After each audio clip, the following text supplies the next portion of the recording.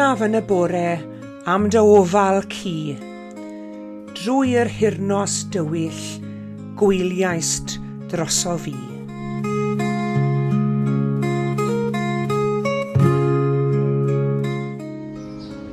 Bore da iawn i chi gyd a chroeso cynnes i chi i'r oedfa ddigidol y bore yma sydd yn dod heddi o bentre Cenarth ar lannau'r Afon Teifi. Mwy am hynny yn y man. Croeso cynnes i chi gyd.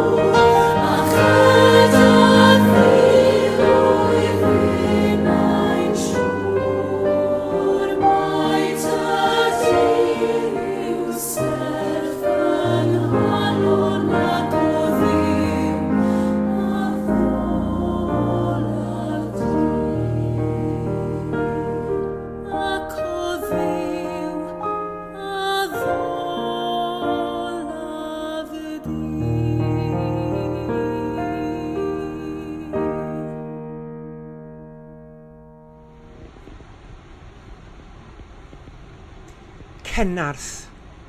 Pentref yng ngogledd Sir Gyfyrddin yw Cenarth, gyda'r rhan ohoni yn Sir Ceredigion, ac mae'n agos iawn i ffin Sir Benfro hefyd. Pan fydda i'n teithio o Gerfyrddin i Aberteifi, neu o Gerfyrddin i Boncath ac Eglwys Wrw, fydda i wastad yn stopio yng Nghenarth i fynd yn wac fach. Mae'r treulio chydig o amser ar lan yr Afon Teifi ger y pentre hwn yn fal Merenaid yn wir. Mae rhaeadr Cenarth yn fan adnabyddus ac yn gyrchfan poblogaidd i ymwelwyr erbyn hyn. Fe ymwelodd Gerallt Gymro a Cenarth yn y flwyddyn 1188, a dyma ddisgrifiad o'r lle ganddo fe 800 mlynedd yn ôl. Mae afon yn syrthio o uchder mawr, gan ffurfio rhaeadr sydd yn risiau i'r eogiaid. Mae eglws Sant Llawddog, y felyn a'r bont, grisiau'r eogiad a'r berllan gyda'i gardd hyfryd, oll yn sefyll ar darn bychan o dir. Wel, mae yna hefyd ffynon llawddog, ffynon sanctais wedi henwi o'r rôl sant lleol. Mae'n un o'r nifer o ffynhonnau tebyg sydd yn ôl y sôn a phwerau a chusol. Ac yn ôl y bobl leol, dyw'r ffynon hon eriod wedi sychu, haf neu eiaf, glaw neu hindda. Yn ystod y 4edd ganrif ar 10, oedd melyn Cenarth yn eiddo i Edward yr Ail. Mae'n bosib bod y felyn bresennol yn dyddio nôl i'r 19fed ganrif. Yma hefyd, mewn llecyn bach tawel ymhlith y coed o fewn cliw i sŵn yr afon, mae gardd arbennig, sef gardd i gofio'r prifardd Eluned Phillips, a anwyd yng Cenarth ar y 7fed ar 20 o Hydre 1914. Fe enillodd Eluned Phillips y goron yn Eisteddfod Genedlaethol y Bala yn 1967 am bryddest o'r enw Corlannau. Ac fe enillodd i hail goron yn Eisteddfod Genedlaethol Llangefni gyda phryddest o'r enw Clymau. Pryddest wedi selio ar ryfel y Falklands yn sôn am 2 Gymro, un o Gymru ac un o Batagonia, yn cyfarfod fel gelynion yn y frwydr. Mae Cenarth hefyd yn enwog am ei gwneithurwyr cwrwglau a'i physgotwyr. Ar un adeg, defnyddiwyd y cwrwglau oedd yn boblogaidd iawn ledled Prydain a'r byd, ond bellach, dyma mewn ychydig o lefydd y defnyddir y cwrwglau hyn, gan gynnwys Cenarth ar yr afon Teifi, a hefyd gyda llaw yma yng Nghaerfyrddin, mae'r traddodiad o bysgota o gyryglau ar yr afon Tywi dal i fod. Fe allwch chi alw yng nghanolfan cwryglau Cenarth a darganfod i chasgliad unigryw o gyryglau o Gymru ac o bob cwr o'r byd, o India i Ogledd America. Mae canolfan y cwrygau'n cynnig cibolwg diddorol ar ffyrdd traddodiadol o fyw, pan fyddai pysgotwyr yn aml yn cerdded am filltiroedd i fyny'r afon, gyda'i cwryglau'n cael eu cario ar hyd yr afon gyda'r cerynt. A pha mor wir yw hyn mewn bywyd, wedwch, ein bod ni hefyd ein cael ein cario ar gerynt ysbryd Duw, ar hyd afon bywyd. A dyna'r thema byddwn ni'n cydio ynddi yng ngweddill yr oedfa hon heddi.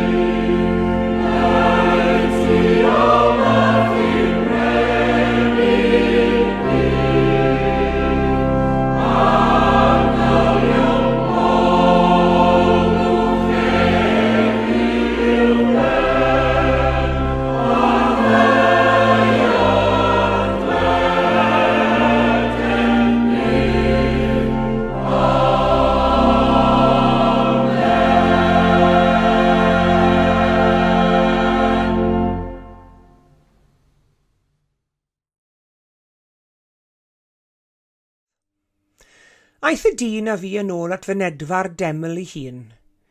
Gwelais fod dŵr yn tarddu allan o dan drothwy y deml ac yn llifo i gyfeiriad y dwyrain, sef y cyfeiriad roedd y deml yn ei wynebu. Roedd y dŵr yn llifo ar hyd wal ddeheuol y deml i'r de o'r allol.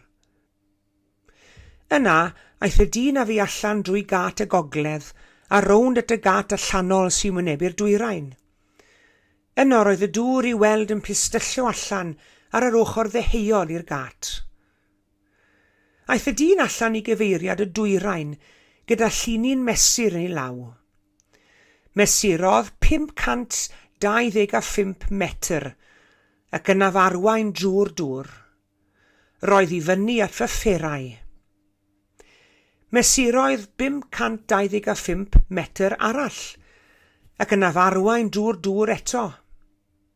Erbyn hyn, roedd i fyny at fy ngluniau. Mesurodd 525 metr arall ac roedd y dŵr i fyny at fy nghanol. Yna mesurodd 525 metr arall ac roedd yr afon yn amhosib i'w chroesi ar droed. Roedd y dŵr yn ddigon dwfn i nofio ynddo, ond doedd hi ddim yn bosib cerdded drwyddo. Yna dywedodd wrthai, ddyn, wyt ti wedi gweld hyn? Yna aeth y fi yn ôl i lan yr afon. Pan gyrhaeddais yno, gwelais fod lot fawr o goed yn tyfu bob ochr i'r afon. Mae'r dŵr yma, meddai wrthai, yn llifo allan drwy'r dwyrain i lawr i'r dyffryn, lle mae'r môr marw. Pan mae'n gwagio i'r môr, mae'r dŵr hallt yn troi yn ddŵr glân ffres. Lle bynnag mae'r afon yn llifo, bydd creaduried o bob math yn byw ac yn ffynnu. Bydd llwythi o bysgod yn byw yn y môr, am fod y môr wedi troi'r dŵr hallt yn ddŵr glân. Lle bynnag mae'r dŵr yn llifo, bydd bywyd yn llwyddo. Yn ei weledigaeth, mae Ezekiel yn gweld afon yn tarddu o deml dduw. Y dŵr yn yr afon yn arwydd o bresenoldeb Duw, a'r afon yn dod â bywyd a iachad i'r holl dir. Ac yr oedd yr afon yn peth real iawn i Ezekiel. Os oedd unrhyw un wedi darganfod pa mor real yw afon Duw, Ezekiel oedd y person hwnnw. Yn wir yn ôl Ezekiel, fe fi yn yr afon, hyd i fferau, hyd i bigyrnau, hyd i benluniau a'i Awst, tan yn y diwedd, doedd cerdded ddim yn bosibl, dim ond nofio. O'n i ddim faint o nofwyr i chi wrandawyr, ond p'un chi'n gallu nofio neu beidio, i ni gyd yn gallu nofio yn afon Duw heb foddi. Yn wir, yn ni'n cael ein gwachodd i nofio yn ei afon, yn union fel y gwnaeth Ezekiel. Sdim angen i ni ddadansoddi, jyst mynd mewn iddi, yr holl ffordd mewn, i ddyfnderoedd i ymchwedd, a phan ni'n gwneud hynny, i ni'n ildio ein reolaeth yn llwyr, ac yn caniatáu i'r ysbryd glân ein cario ni ar ei gerint, lle bynnag y mae'n dymuno. Mae'r afol hon yn real, fel arall, fydd Ezekiel ddim wedi gallu i phrofi yn y ffordd hon. Cofiwch, nid yma'n gweld llun o'r afon nath e. Mi roedd e yn yr afon. Mae hyn yn golygu fod e'n timlo'r dŵr oer yn cyffwrdd a'i groen e. Oedd e mewn cyswllt uniongyrchol ar dyfroedd byw oedd e'n llifo o orsedd Duw sef y deml. Mae'r afon a brofodd Ezekiel yn afon ysbrydol hefyd. Mae'r ysbryd glân yn rhoi'r disgrifiad byw hwn o brofiad y proffwyd i ni, oherwydd i fod e moyn i ni ddeall pa mor real yw'r deyrnas hon. Nid rhyw afon ysbrydol yn golygu afon ddamcaniaethol. Dyw e ddim yn golygu afon ymhen rhywun. Mae e'n real, mor real, fel na allwch chi chroesi. Mae'n llawer mwy real hyd yn oed na'r afon ola a wnaethoch chi osod eich llyged corfforol arni, yr afon Teifi yn achos i heddi. Oedd y dyn yn yr hanes hwn yn awyddus i sicrhau bod Ezekiel yn talu sylw i'r profiad real hwn. Felly yno yng nghanol yr afon, fe ofynodd iddo, fab dyn, a weles di hyn. Mae'r ysbryd glân yn dymuno'n dair y byddu di a fi yn talu sylw i'r realiti nefol hwn. Mae ar gael, mae e yma, ar ein cyfer ni ar hyn o bryd.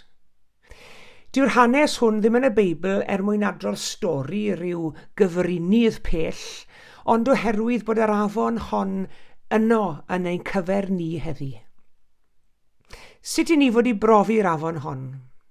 Wel, drwy ddefnyddio'n synhwyrau ysbrydol. Mae awdur y llythyr at yr Hebreaid yn dweud fel hyn, oherwydd mae ei synhwyrau hwy trwy ymarfer wedi ei disgyblu farnu rhwng da a drwg. Nid sôn am y 5 synwyr corfforol mae'r adnod hon yn gwneud, ond drwy ddefnyddio'n synhwyrau ysbrydol.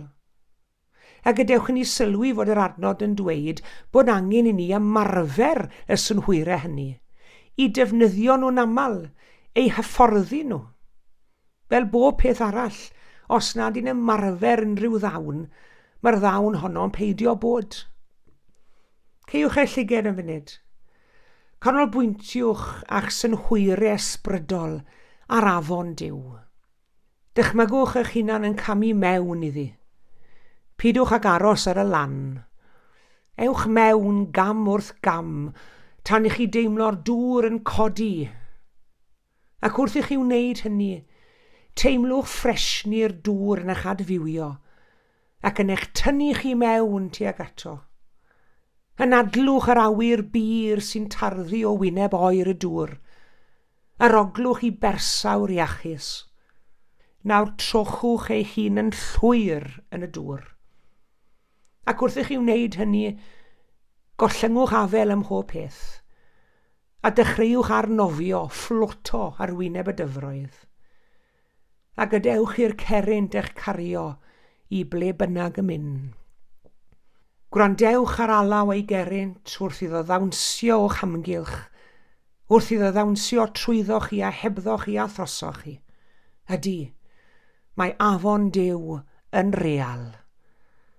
Ac fe dynwn y myfyrdod hwn i'w derfyn gyda un o adnodau olaf y Beibl o lyfr datguddiad. A dyma'r adnod.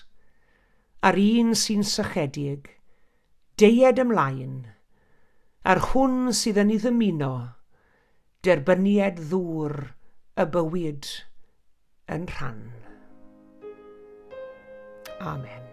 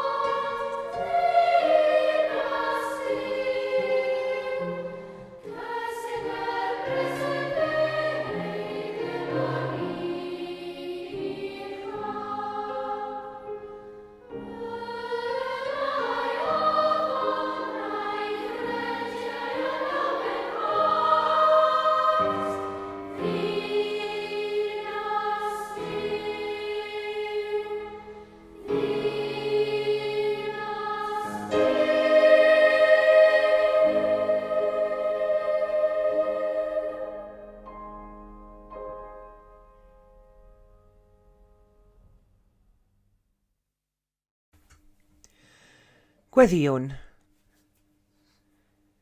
Ein tad yr hwnnwyt yn y nefoedd, diolchwn i ti arglwydd am brydferthwch y wlad a'r tir o'n hamgylch. Diolchwn arglwydd mae Duw creawdwr wyt ti, ac i ni'n dyganmol di am dy waith creadigol yn ein byd ni, am bob ffurf a lliw a llun a welwn ni ym myd natur. Diolch i ti arglwydd efo ti wedi'n breintio ni ys yn hwyrau, i fedru mwynhau a gwerthfawrogi gogoniant y greadigaeth di. Cliw a chlistiau i wrando ar gan yr adar. Y ddawn o fedru aroglu ffresni'r awyr. Y ddawn o fedru deimlo'r ddeiar. Llygau di weld gogoniant y greadigaeth. Arglwydd diolch i ti. Diolch i ti arglwydd bod ni'n gallu gweld ôl dy law di yn y greadigaeth o'n hamgylch. Y fedrwn ni fyth a pheidio rhyfeddu arglwydd wrth i ni weld a wawr yn torri bob bore a diwrnod newydd yn cael ei eni.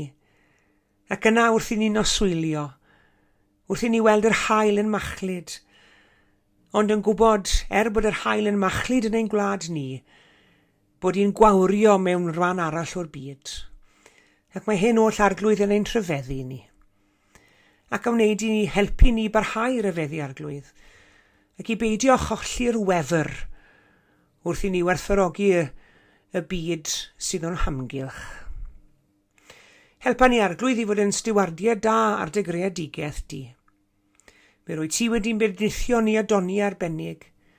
Helpa ni ddefnyddio'r doniau hynny i gyfoethogi bywyd, ac nid i lygru'r ddeiar a llygru'r afonydd a llygru'r awyr. Helpa ni ddefnyddio'n hartistiaeth ni i bortreadu harddwch ac nid i bortreadu hagrwch yn ein byd ni. Arglwydd, gwna ni'n stiwardiau da felly. Gwna ni'n ymwybodol yn cyfrifoldebau ni tuag at y greadigaeth di. Ac yn rhan o'r greadigaeth honno hefyd wrth gwrs mae dy bobl di. Yn wir coron dy greadigaeth di. Beth yw dyn i ti ei gofio a'r teulu dynol i ti ofalu amdano eto gosodais ef ychydig yn is na Duw. Arglwydd, helpa ni i wneud ein gorau i warchod yr hil ddynol hefyd, ac i edrych yn ein gilydd yn y byd hwn fel brodyr a chwiorydd. Nid i fod yn eiddigeddus o'n gilydd, nac i drial bod yn well na'n gilydd. Arglwydd, helpa ni barchu'n gilydd i ddeall yn gilydd, ac i garu'n gilydd yn well. Diolch i ti o Dduw ein tad am weledigaeth a proffwyd Ezekiel. A'r hyn sy'n gan i weledigaethau ef yw dysgu i ni heddi. A pham ni arglwydd yn gweld yr afon yn llifo. Helpa ni arglwydd i ymwroli o'r newydd i waith y deyrnas di, ac i ymddiried yn llwyn arno ti, gan ollwng gafel ym mhob peth arall, mwyn cael ein cario ar lif, bendithion, mwyn cael ein cario ar gerynt afon Duw. Cliw ein gweddi felly arglwydd a maddau i ni, bo bai a phechod yn derbyn di. I ni'n gofyn hyn yn enw Iesu, ein harglwydd a'n gwaredwr. Yn dysgodd ni wrth i ni weddio gyda'n gilydd i ddweud, ein tad yr hwnnwyt yn y nefoedd, sancteiddi'r enw, deled y deyrnas, gwnelau'r de wyllus, megis yn y ne felly ar y ddeiar hefyd. Dyroi ni heddiw ein bara beinyddiol, a maddau i ni ein dyledion, fel y meddyw ninnau un dyledwyr. Ac nac arwai ni brofedigaeth, eithi'r gwared ni rhag drwg. Can i seiddo ti yw'r deyrnas, a'r nerth a'r gogoniant, yn oes oesoedd. Amen.